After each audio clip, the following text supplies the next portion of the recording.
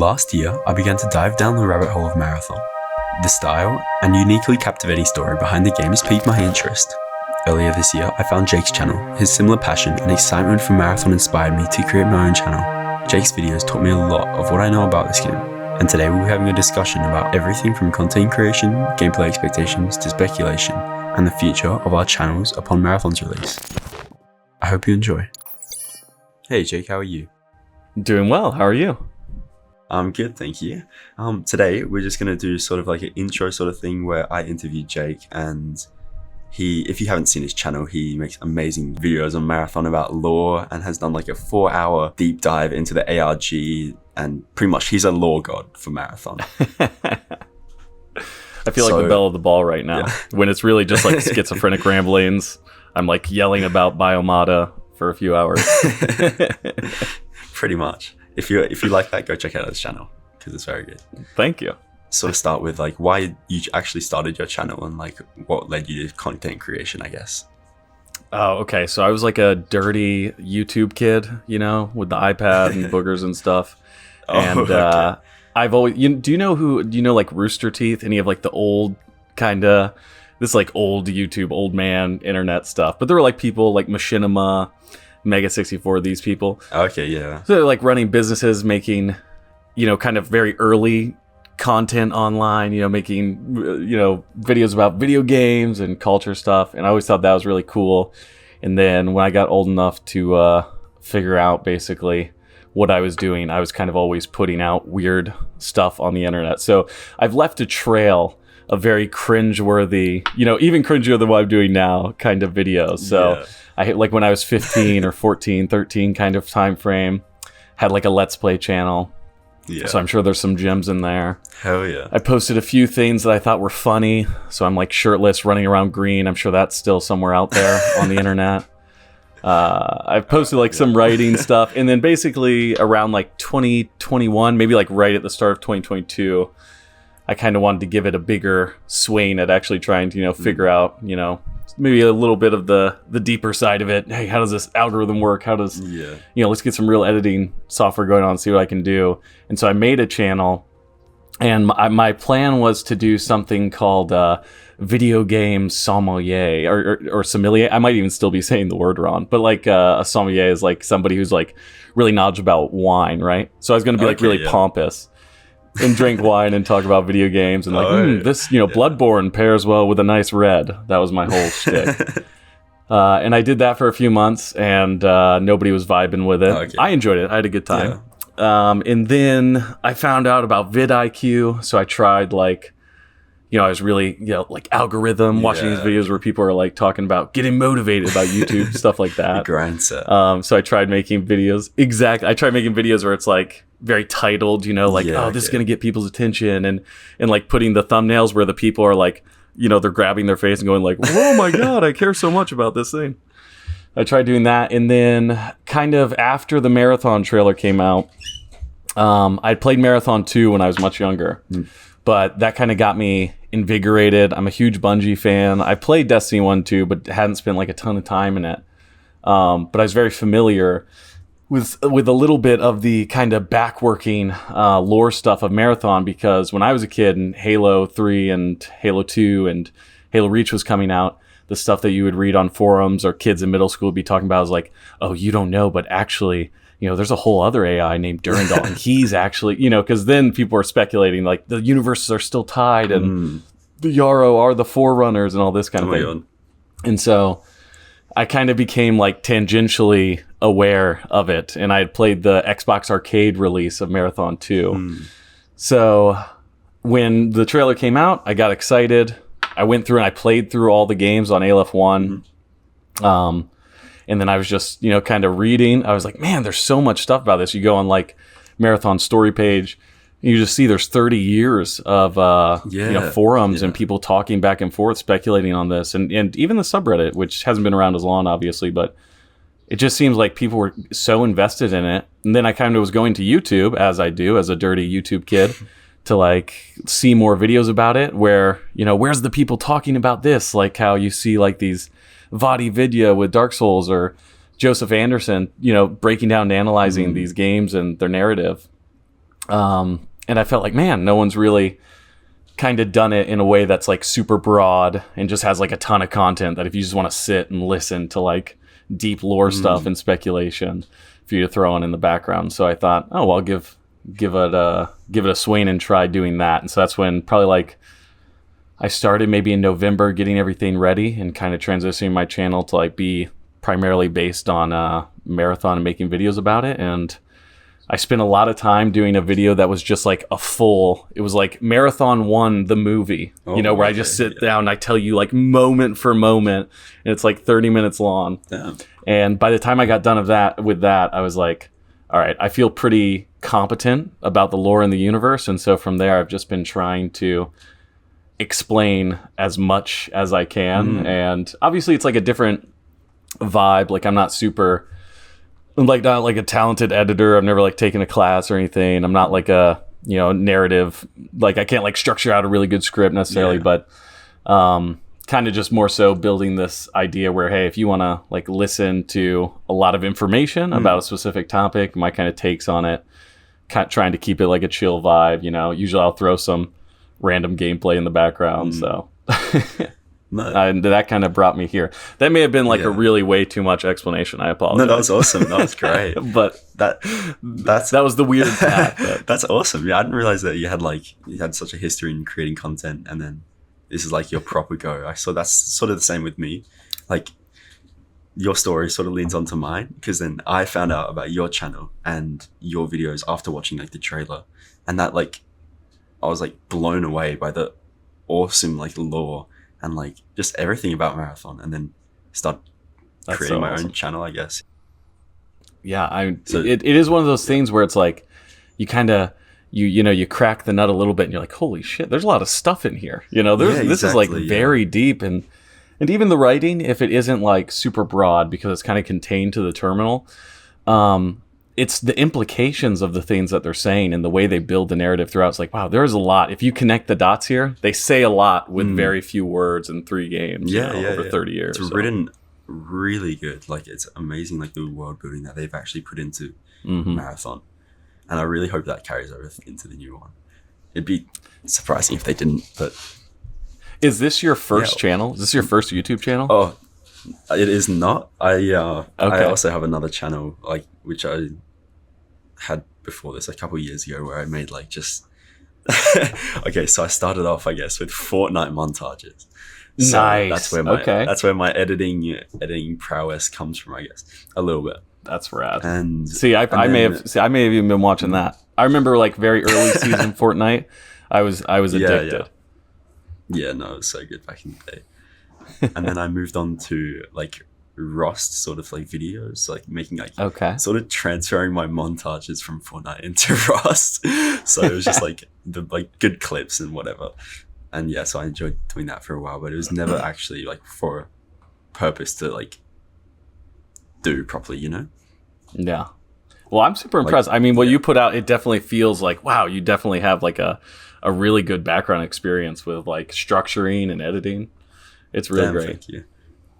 Yeah, I try to write my I'm trying to get better at writing my scripts for my videos and stuff like that. I'm not very good at this like free form stuff, but I'm improving, I hope, at least. And yeah, so I'm definitely trying to improve my videos all the time and like taking feedback wherever I can. Yeah, it's hard. It's hard with some of the feedback though, because sometimes we're catching strays about, Bungie and stuff. True, I know. It's a war ground where we are right now. Yeah, but yeah. Hopefully when the game comes out, we can get a little bit less slack. Yeah, right.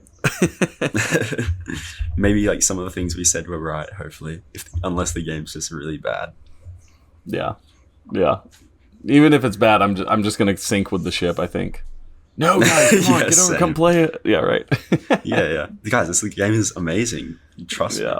Just deny it. So a big point of Marathon right now, like something that a lot of people are discussing and seems to be like the main talking point of Marathon, is like the hero shooter allegations. Rumors, the allegations. The allegations. It's a very big, important topic that everyone wonders. But anyway, there's like sort of divide within the community of people not wanting to play the game anymore or like just being upset about the fact that it was said to be moving towards a selectable cast of heroes instead of like full customization. I sort of want to get your thoughts on that and sort of offer my own as well. With like, in the way I see it, right, is that there's sort of two ways that they could go. I think one is either they do the full hero shooter like route where they have selectable like players, like characters actually in the game that are unique and have their own unique aesthetic and like abilities and stuff like that. Or they go onto the sort of route where it's somewhat customizable, like you select a seared clone and they have their own abilities. And I feel like that's what could have led to the hero shooter rumor. Like for them to say in the Vidoc that they're going to allow for a lot of customization with the visual appearance of your characters and stuff like that, and then to completely go back on and make it a hero shooter, I feel like that's sort of very unlikely. And for a big change like that to happen late in development is like a big sign of something going wrong. So I'm sort of like spectacle, is that a word? Sort of spectacle on the on that. What I want to hear your thoughts on it, if you. Yeah, absolutely. No, I do love the hero shooter allegations. I think that the community should probably adopt that term. You must address the allegations. Yeah. Bungie needs to address them. Yeah, right. I think exactly like what you're saying in terms of how it could play out in the structure of an extraction shooter and still maintain this customization is absolutely true. I think like the big thing about the whole, I guess, situation is that information was like so tied to this behind the scenes shift of power, you know, from the community's perspective, where we went from Christopher Barrett, who obviously like a very respected person who's been at Bungie for a long time. He's done like a few like really cool interviews where he talks about like how he started working with the team. And he was like making maps, you know, and they were like flying him out because he was a friend of the studio. It's like he has a very cool background and like a very distinct like artistic eye that people are very excited for. And then this information comes out that they're shifting to Joe Ziegler. And also it seems like it probably that had already happened by the time that we were figuring out that Christopher Barrett was the game director and it was being announced. So I think that kind of paired with that one-off line in the IGN article about moving towards a selectable cast of heroes, it made everybody feel uneasy about the situation. But I think that the primary thing to realize, because obviously we're all antsy and we're analyzing every little tweet that somebody makes and every little piece of information from the ARG, and we're looking at this trailer 100 times and trying to see if we can glean more information and make videos about it and stuff. But realistically, they said it was an extraction shooter. It's still listed as an extraction shooter on their website. This is like one rumor or one sentence that could be, like you said, kind of construed in like a bunch of different ways. And like in terms of in-game, what this means is like they've already pitched to us the concept. So your character, right? I guess maybe this will be a way to put it. Like there's kind of like a soul in the Marathon universe. Your consciousness is like a separate thing that you can like attach to a biomata, so that you have like very good sensory understanding and ability to operate this advanced machine that is basically a functional humanoid type body. But you are not the machine. At least that's how Sakaguchi seems like. They even talk about when they're talking about the Oxia Pulse incident, where there's this big mining collapse, that a bunch of people's lives were saved because their consciousness was beamed out of the biomata and back to the host body. So when I hear about the potential like class or hero type system, I could foresee something where it's like you could pick a person, right, or a guy or a character who might be like distinct. They might be, and I think in your video you kind of did a super cool thing with Strider, which was just awesome, and you had a few like depictions of what they could look like. But if you pick somebody who is like a hacker, this is a skill they've developed, that's kind of like separate from the physical body that they're in. So maybe a hero could be like, oh, I'm playing as this person who has this skill, but you still pick a biomata, you still customize it, almost like kind of like a mech idea. You know what I mean? Like you're not the mech itself. You're playing as the guy inside the mech. But I kind of foresee, just because they haven't come out and said anything to kind of indicate that they're entirely shifting into a new genre, that to integrate into the idea of an extraction shooter, I could see if they do go with a cast of heroes. Maybe just the customization option is more so on the end of the biomata or the clone that you're picking, whether that's Series A, B, C, S. I mean, I don't know if we're going to be running out of P series. Obviously, it's kind of a classified deal. High end unit. I don't know if everybody's got one. Yeah. What I will say is that, like, the concerning aspect for me is, like, maybe it's not concerning. Maybe it's just, like, interesting. I don't understand the back end of how their marketing and decision making works, but I do think it's an interesting decision that they haven't said anything about it. Like, if I agree. Yeah. If I was the guy at Bungie and I was saying, like, man, people are, like, really worried about this, I would probably, like, hit the higher ups and be like, hey guys, you know, they're very worried that this is going to be Concord. Could I, like, just make a tweet and say, hey, just so everyone knows, like, we're still an extraction shooter, we're not Concord. Yeah. I think so. It is a question. It's like, why haven't they done that? Which I don't know. Yeah, unless it's already too far down the pipeline, already going to be Concord. Yeah, no, exactly. But that's a really good point. Yeah, right. And we could be wrong, but yeah, totally. Do you foresee like a total shift? Do you foresee could you imagine a world where, like, it kind of entirely shifts to that? Well, like, the fact, like, the hero shooter, I don't think it's ever going to be not an extraction shooter. But I think the hero shooter sort of, like, is more about, like, the actual characters we're going to be playing as. Like, we've seen many extraction shooters. I think recently Delta Force, they have, like, an extraction shooter, a part of their game, the newest game, and in that there's, like, sort of classes or, like, heroes, I guess, which is, like, one's a hacker, one's an engineer, and, like, an assault, like, stuff like that. I think it's sort of going to be the same as that, honestly, and people don't seem to be absolutely outraged about that. So yeah, that's what I think it's going to be, honestly, something like that, or it's, like, shifted in that it's just shifted from a complete customization to a more, like, class system. Like, I think what is, like, sort of likely, which could have happened, is that initially they could have been, like, full customization with your biomodo, and, like, you can change, like, the abilities even, like, you can switch them out for absolutely anything, and maybe they adjusted it to have, like, selectable ones with different abilities, but still full customization, because I really don't see a world in which there's not, like, visual customization, especially after Destiny, which has such a deep level of customization for your character. Yeah, but yeah, absolutely. And you're right. They've been flexing that kind of work for so long, building out these, like, very, they want to make money on different options and different, clothing and customizable features. Like, that's another thing I've seen as well. Like, people say, like, oh, it's a hero shooter, so they just want more money now. But, like, I feel like that only reduces their ability to make money and sell customizable things for your character, Yeah. No, you're right. Yeah. Absolutely. Yeah, but it will be interesting. And I do love that we have this saved now, us having this conversation, so we can see how right or wrong we were. Yeah. Because that'll be great bragging rights or something we can be embarrassed about later. Exactly, yeah. People will hold it against us. I guess, like, hey, let them. Also, I'm not sure if you heard about this, but, like, the oxygen system and, like, as I just mentioned earlier, like, the perks and, like, implants that, like, we've seen through I think it was the Insider Gaming article. Whether you have any thoughts on that? Yeah, so my understanding is that the oxygen system is something that was leaked, right? You're saying that was Insider Gaming, and kind of the parallel that was drawn was in the trailer. Obviously, we see the UESC runner has that kind of countdown timer on his back. Yeah, exactly. Whereas the Traxxas runner, White Rabbit, isn't wearing that mask, and she might be, like, a greater series of biomata that doesn't need that for whatever reason.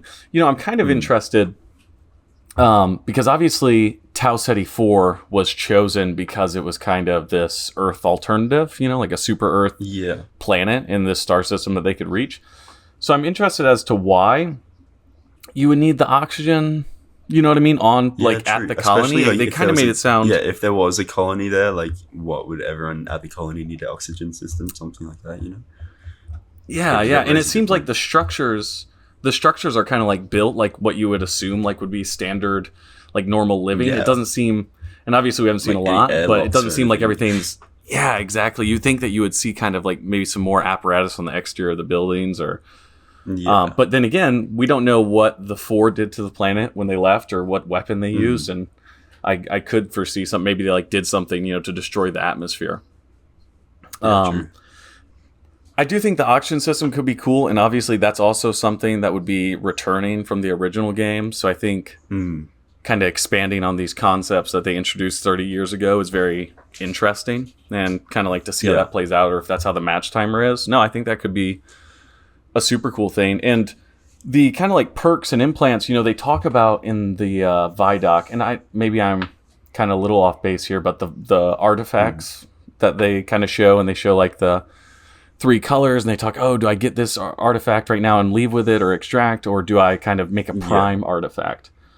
And the only time that we see the word artifact used in the Marathon mythos is in the epilogue of the Pathways into Darkness manual.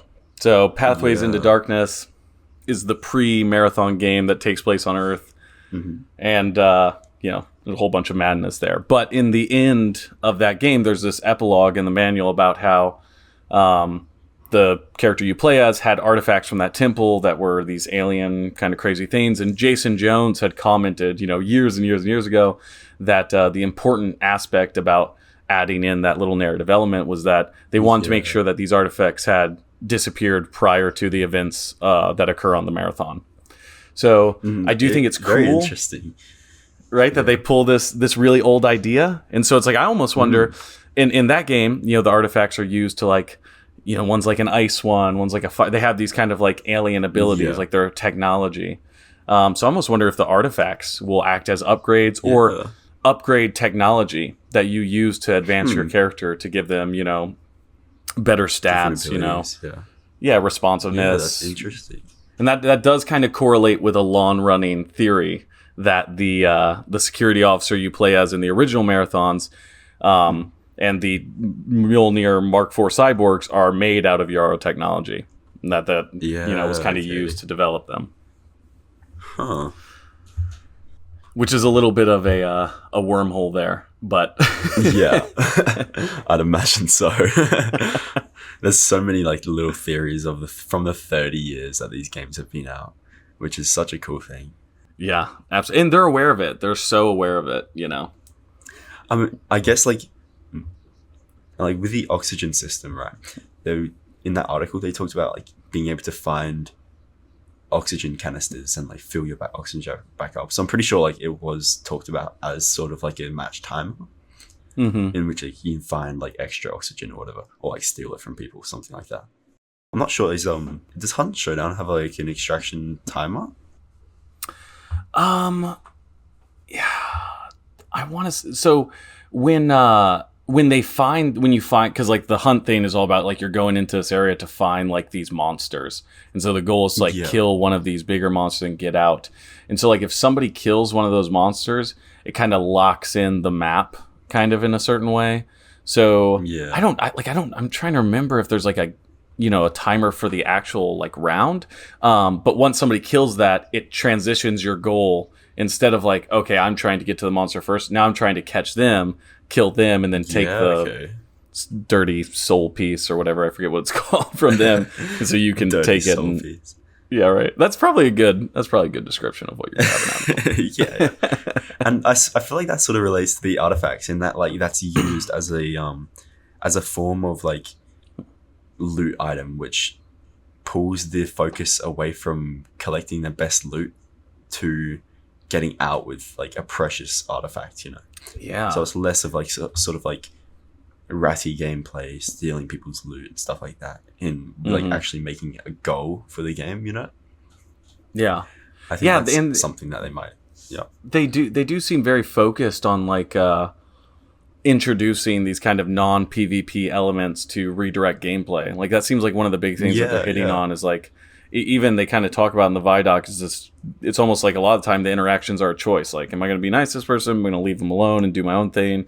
Am I going to interact with the Spit? Am I trying to get the artifact? Am I trying to uncover a new area, unlock a different part of the map? So yeah, I definitely see where you're going with that, because it could be, a non-PvP, just grind out, get a good KD spread kind of environment.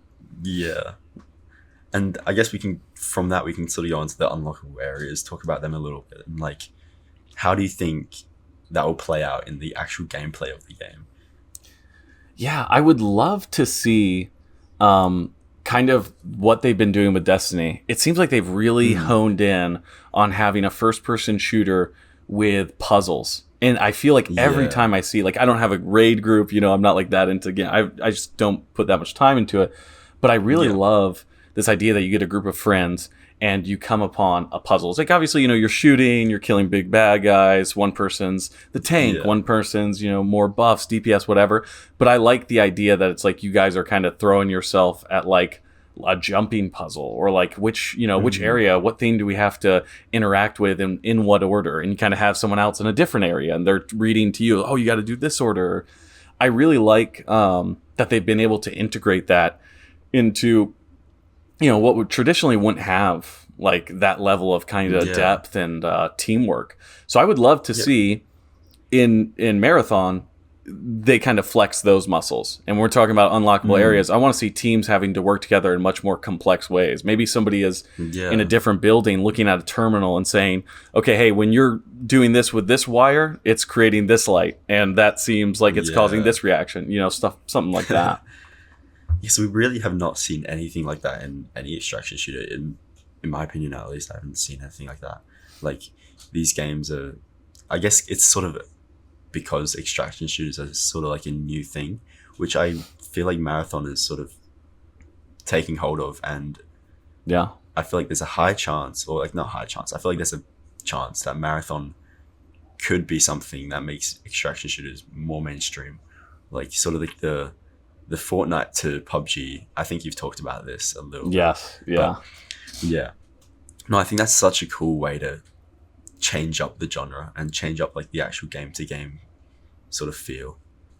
I think that'd be awesome to see. Yeah, and they seem very acutely aware of like the position that they're in and what they have to offer to this space. Yeah, and such a big studio as well compared to the small studios we've only seen making extraction shooters. And even with the workforce that they have now, you would think that these unlockable areas would be more consistent, maybe, like that's kind of a big daunting task to build out like additional locations or events for people to engage with. But, they have Sony behind them. They're a massive studio, even after everything that's occurred. So, I think there's a lot to be seen with kind of how they integrate these big world events, like what they have done with Destiny. No, I agree. How do you think like the rivalry between the UESC and Traxxas and like MIDA as well, how that could sort of play into the game, and how could we see that actually in game? Like how it affects us. Well, I think a good starting point is the final terminal of Marathon 1. And Leela, one of the AI that was on board the Marathon, says something to you along the lines of like, I'm sure we don't know everything that's going on, and a lot of this has to do with the backstabbing politics of Seoul in the 24th century or something. And so the Marathon ARG is kind of like building this this spinning plates situation where it's like, oh, there's all these plates and they're all about to fall, and there's all this tension and kind of craziness going on in this political landscape. And so you have MIDA, which is this rebel group from Mars, and like they're kind of bummed because Mars like had a bunch of like poverty because the government and the megacorps didn't really support it initially, and it caused a bunch of wars and travesty. And then you have the UESC, this expansionist government that wants to, have a solar power beyond our solar system and go and establish this colony and mine those resources and expand their control over things. And then you have this Traxxas and Sakaguchi, which are these megacorps that are, hundreds of years old and have this untold amount of wealth and power that comes with that. And so you're kind of taking all of these elements and throwing them into a very unfamiliar environment. They're in this solar system that's hundreds of years of travel, or at least 100 years of travel, probably around the time of this game that's coming up, away from anything that humans know in the solar system that houses Earth. And so the interaction they're setting up, it seems, to have play out is the big government, trying to control things, and the megacorp Traxxas trying to control things on this colony. And we, as runners, we're kind of hired mercenaries, it seems like. We go where the money goes. So whether that's the government giving us contracts, or that's, the megacorp, or it's the seedy, secretive, underground terrorist extremist group giving us the money, we kind of, we play for pay kind of deal. We're going where the money takes us. But I definitely think it's this very kind of like cool, tense political situation mirroring this kind of Cold War. We're on the brink of like some really bad things happening, and we're going to get to see how it kind of unfolds. No, it'd be awesome to like be able to choose like the way that you want to fit into the universe. Like, so like you can play as Mida, killing both like UESC and Traxxas, and like just being like that sort of rebel group, which is such a cool way to do it. I feel like in other games like Tarkov, we've seen sort of like the same thing, I guess, where you like choose your like faction or whatever. But that doesn't really have anything behind it. And there's like with this, we have a really like cool storyline and something that has so many like little hidden secrets and like little ways that they're doing it. I don't know. Super cool, I think. Yeah. It'd be awesome to like... Sorry?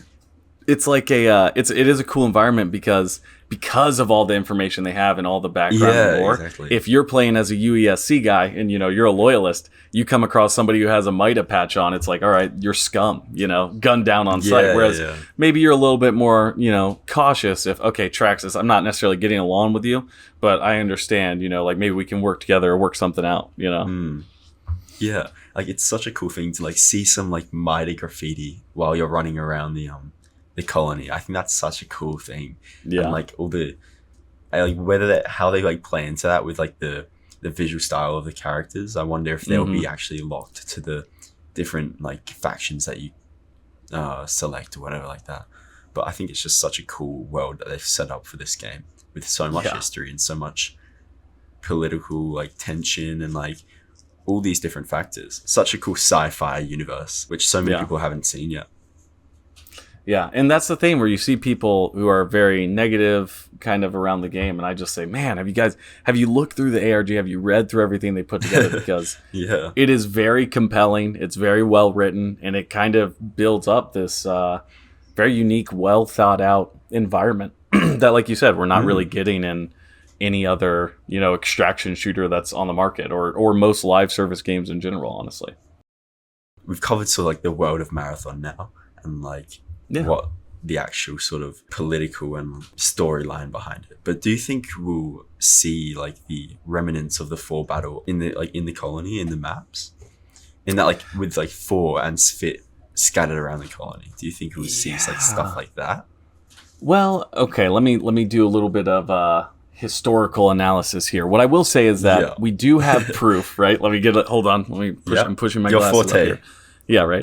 What we'll say is that we do have evidence. Okay, so the 4 are an alien race of slavers. If you're unfamiliar with them from the original games, think like Covenant, right, from Halo or something.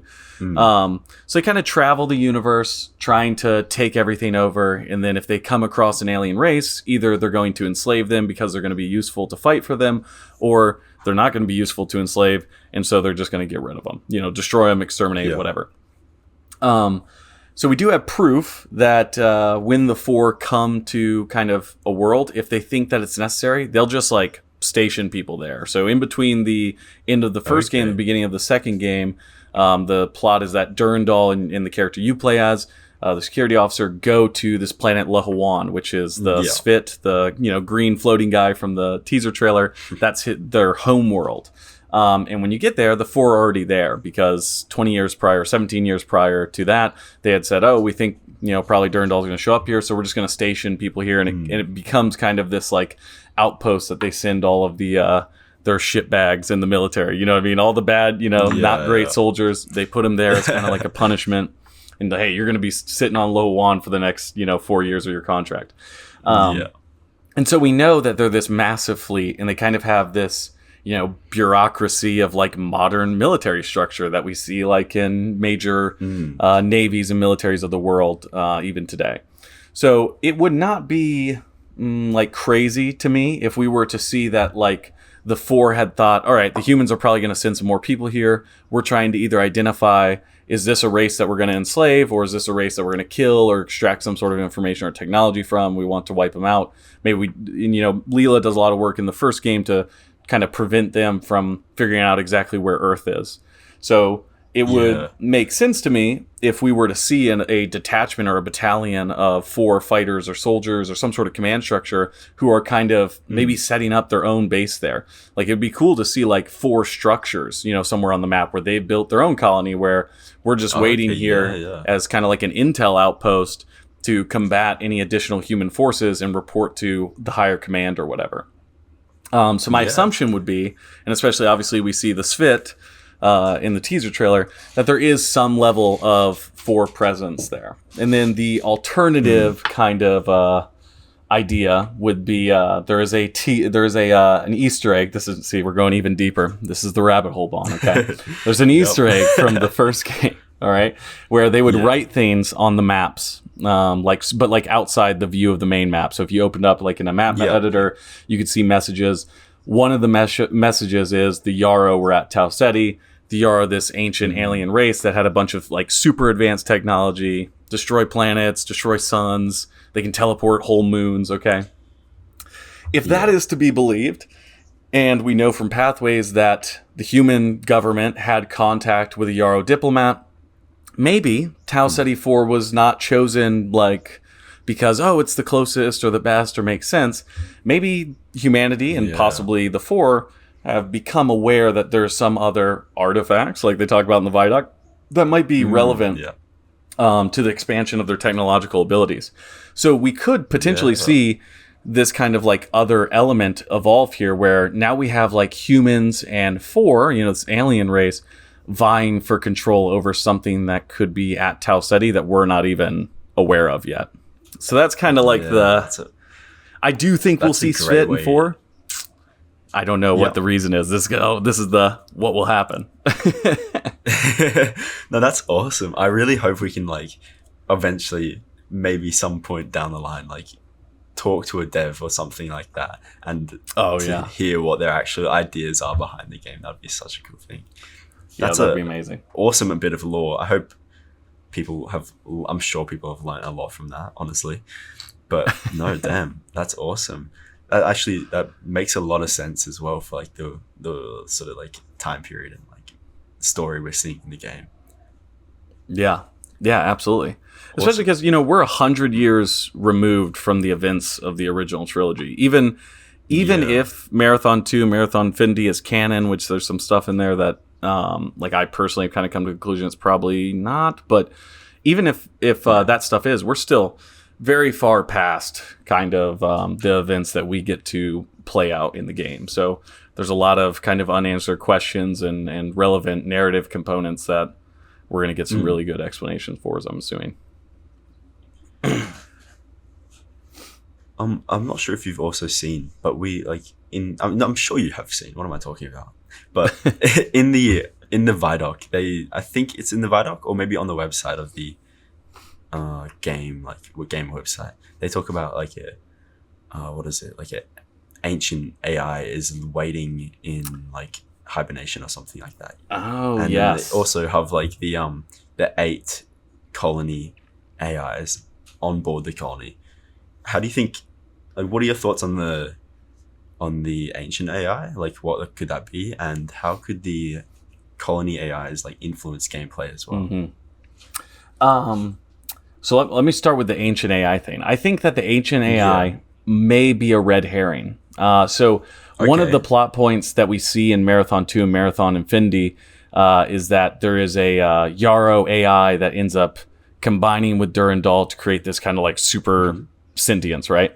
I think when they kind of hint at this idea of an ancient AI, they want people to kind of jump to this idea of, hey, remember when you're going through the pillars in Lohawan and you're, unlocking and breaking panels and trying to, free this ancient AI there, that there's a similarity there, which there could be. Like we said, if there's a Yarrow presence, maybe that's the weapon that the 4 want. Maybe the 4 want a Yarrow AI that's hidden on Tau Ceti 4. And maybe they're still fighting Durandal off in space somewhere and they think that's going to help beat them or whatever it is.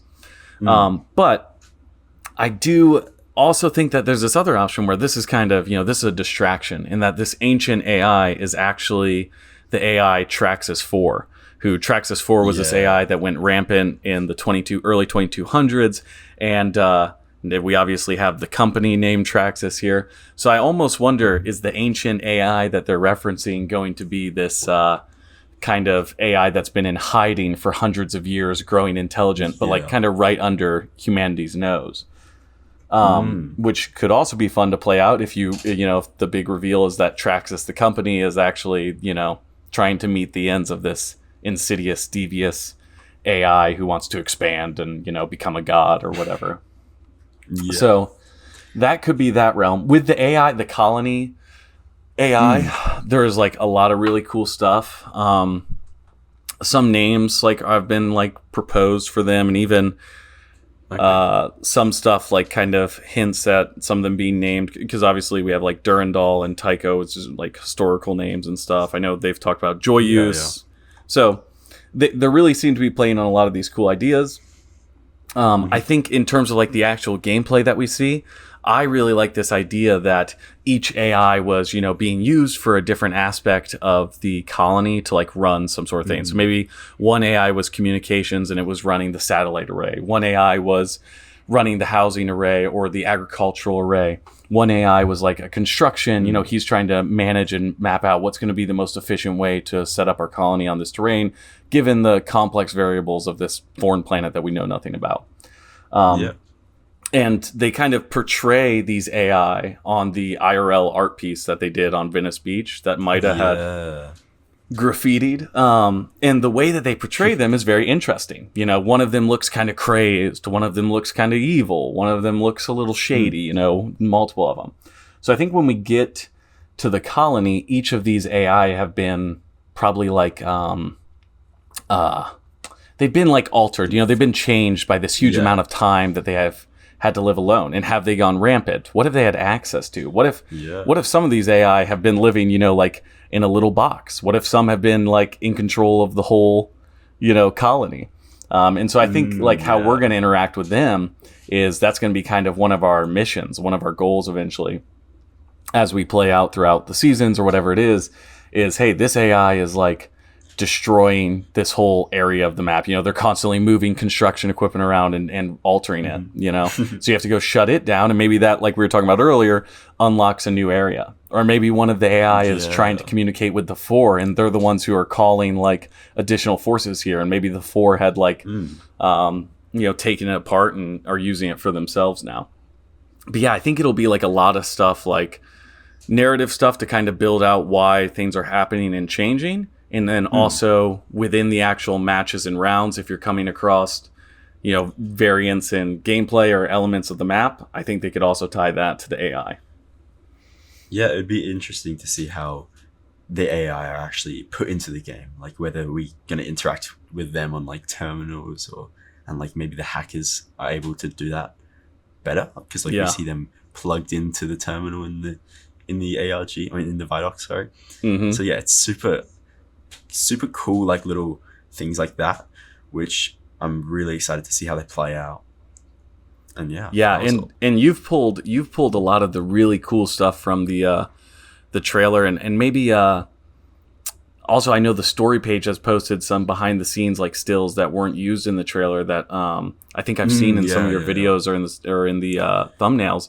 But we get these really cool images of these renditions of the AI. And like in one of them, there's four of them, and they're screaming, and they're yelling, and one of them has wings, and one of them looks like a skull. So I think they are like really building like a lot of personality into these elements. Like they are going to be characters, that are impacting the world and changing things around them. And I'm so excited because that's only building upon the original games further and further. Like if it keeps that level of quality and like level of story writing, which I'm sure they will, I'm pretty sure they've like Jason Jones, he does work at Bungie still, and I'm sure he would have some influence on how the story goes. Yeah, absolutely. Awesome, and I can't wait to see how it plays out.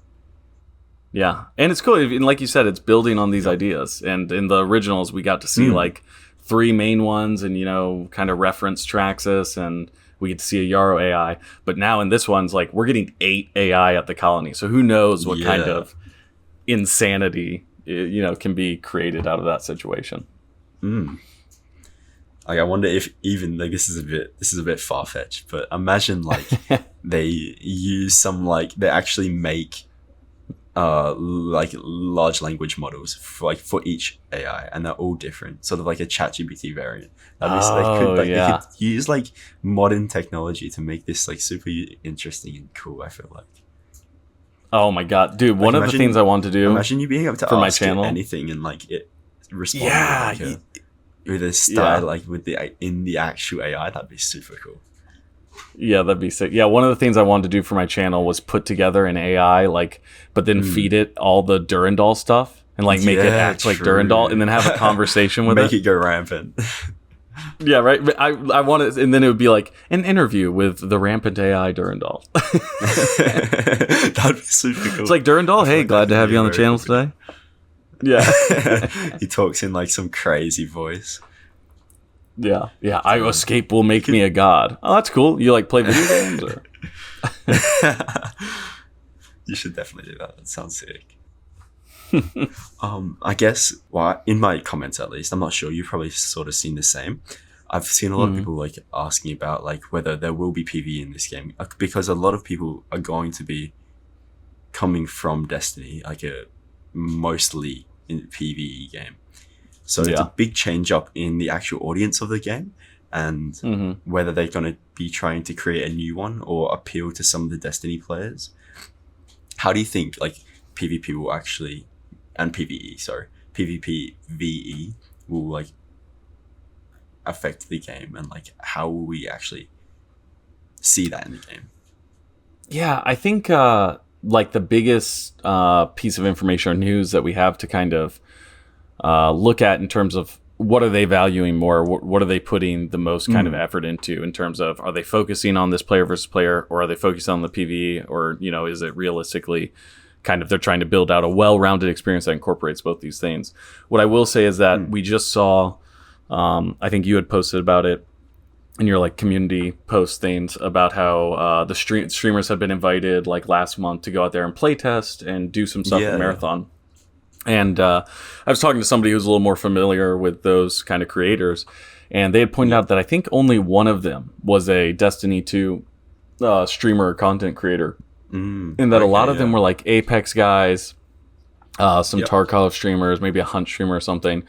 So from seeing kind of who they're marketing towards, then there's kind of this notorious rumor that at the end of 2023 there was also a playtest, and they had a bunch of Tarkov guys who necessarily weren't super into what they had at the time. But I think the fact that they're pulling these guys who are really heavy primarily based extraction or battle royale style gamers, it seems to me that they really want to hone in on that they want to create primarily an experience built around other players and the interaction you have with them.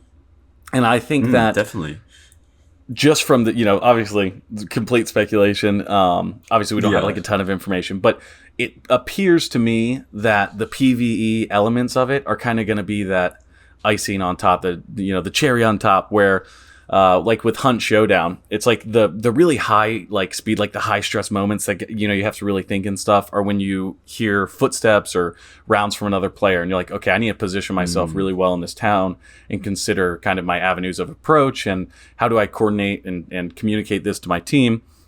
And then getting in those really high stress fights, and then the zombies that are walking around and the hellhounds, those are oh shit, I gotta knife this guy while I'm thinking about that. So I don't know if we'll see boss fight level events, although that could be really cool. I think that more so what we'll see is the PvE elements of it are meant to create an additional layer of complexity for the PvP engagements, which would kind of be my... I would enjoy that. But obviously, if they made a Destiny style Marathon universe thing, I would jump into that as well, and probably fare a little bit better. Yeah, true. There's I feel in the Destiny community, from what we've seen recently, especially with the rumor that Marathon from Jason Schreier, I'm not sure if you've seen it, but how he was talking about like the temperature check on Marathon currently is like, well, as of a few months ago, according to him, it wasn't the amazing. Like, Yeah. I feel like a lot of the Destiny community just has a negative sentiment towards Marathon because they're focusing on the PvP a lot, and they weren't given that for so long. But at the same time, it matters a lot more in an extraction shooter than I'd say it does in like a primarily PvE game. So I do get where they're coming from with like, we're being angry at Marathon, but at the same time, like, they probably didn't have the resources back then to make Destiny like, oh, they might have, but like it probably wasn't as big of a like decision for them to do. And the fact that we are getting exclusive servers like and disconnect recovery and fog of war, such strong things to start off with, is very good. And that sort of shows like the difference between AAA studios making an extraction shooter and like smaller dev teams, where they sort of just can't have that as much. They sort of lose some quality of life features because they're smaller teams. Yeah, absolutely. And to that same note, obviously Bungie is taking it very seriously, and Sony is annotating that this is their, one of their prime upcoming live service games to their investors. So we definitely, maybe that's kind of one of the things to look at positive about some of the, business side stuff we've seen coming out, is that they are putting their money into ensuring that this is like a successful functioning product, and they seem to understand that the stuff you're talking about is important, because it doesn't matter how good the game is if when you log in it's laggy, or there's cheaters everywhere, or the matchmaking system doesn't engage the player, then all of it's for naught, because people aren't going to stick around and play it, except for me, because I'll be walking around in 5" looking at the ground and going, I think Durandal did that. that means this. Yeah, of course. We're going to be making videos on all of that, I'm sure. Yeah. I guess now, like, as like the sort of like the summing up and like the final sort of question, where do you see your channel going like once Marathon's released? Oh, okay. Like, whether that's going to be like you're going to be going through the terminals, uncovering the lore, or like covering news or updates or gameplay, or even maybe you're going to be a pro esports player. I unfortunately will not be a pro esports player anytime soon. I guess I won't dash anyone's hope. Who knows? Maybe I sit down to play Marathon and I just like, holy shit, I become Shroud or something. I kind of hunch over a little bit at the desk. Highest rank. Yeah, right. Yeah. Maybe that happens, but I don't believe that's what's going to occur. I think like my goal prior to the release of Marathon is to put out videos to where, like, if somebody wants to know, like, what's a Traxxas, what's a Sakaguchi, I kind of have like a video of me kind of sharing my perspective and going into as much detail about the concept or idea as I can, just so that like I have like a resource for people who are showing up and being like, hold on, I don't know anything about this, and I have a bunch of different pieces of information for people to kind of throw on and learn about. But I think when it comes to the game releasing, I'm probably going to do a lot of streams playing the game, and then primarily the video content I'll put out will be either speculative, lore analysis, and then slowly but surely, as I have time to like actually edit and do longer stuff, doing stuff kind of like what I did with the ARG, where I kind of break down the information into a digestible format, cover it thoroughly, and then give my own kind of perspective and thoughts about it, and then build from there. And so hopefully, maybe one day I'll be like the, what's this guy, Biff, who did the 10 hours of Destiny lore. Hopefully, slowly but surely. Honestly, I see it. Yeah, right. That's what I kind of want to. I really like guys like, I don't know, these are all like boomer YouTubers, so you might not know, but like Matthew Matosis and Vati Vidya, these kind of guys who like sit down and like, all right, I'm going to tell you everything I know about this game and, my perspective on it and what it could mean. I really like that stuff. I really like, like drawing conclusions about kind of the larger message or some of the behind the scenes stuff. I also like just kind of yapping, like I'm just kind of that. Yeah. This is my video. My videos, are like, It's like your roommate who never leaves and is always, every time you walk by, just like ranting at you about some dropping some lore on you. Yeah, right. Just some shit. Hey, did you know that in 2475? No, that's awesome. I just lost my train of thought. What was I about to say? Oh no! What's your plan? I feel like your videos are so. Oh no! Like, okay, concise. yeah. I remembered. Okay, so like, yeah, as much as like my videos are edited like to the max and like trying to really like drop as much information in as like possible, but also like be like sort of speculative and like sort of arty with the videos. Like, as much as I can do that, I feel like your formal videos are so unique because like you can just cover so much and give your opinion on like such a cool opinion on like all this awesome information that you've pretty much like uncovered for a lot of people. Oh, and I think as much as my videos are like edited to the max, yours have such a cool, like, just a great feeling to like watch them and just listen to them, just listening in. Well, thank you. Guess my video, like my idea for my channel, I'm not entirely sure right now. Like, I've never streamed anything like really, so I sort of want to get into that because as much as I love like covering the lore and like would love to like make some awesome videos on like lore, like stuff like that, I definitely also want to play the game and just enjoy the game for what it is. And I think making live streams could be a cool way to do that. Or like, I'm not sure if like you've seen like these YouTubers like Wellen, he's a Ross YouTuber, and like there's like a few different people which like make some cool like sort of story based videos, and I think I would like to explore that as well. So like a few different types, but maybe get into streaming a little bit. I think that would be sick. And hey, it sounds like maybe sometimes I'll have a partner here, a partner who can jump on and save me. It's like, all right, hey, you cover me. I'm gonna be reading this terminal for the next few minutes. Yeah, I might have like 300 ping, but yeah, we can do it. Yeah, I'll cover your back. when we need to get some new videos out, read some lore. Yeah, I'll be there. Well, that's awesome, dude. Well, thank you. Thank you for this conversation. Thank you for the time that you took out of your day to come here, and I really enjoyed it. I enjoyed it as well.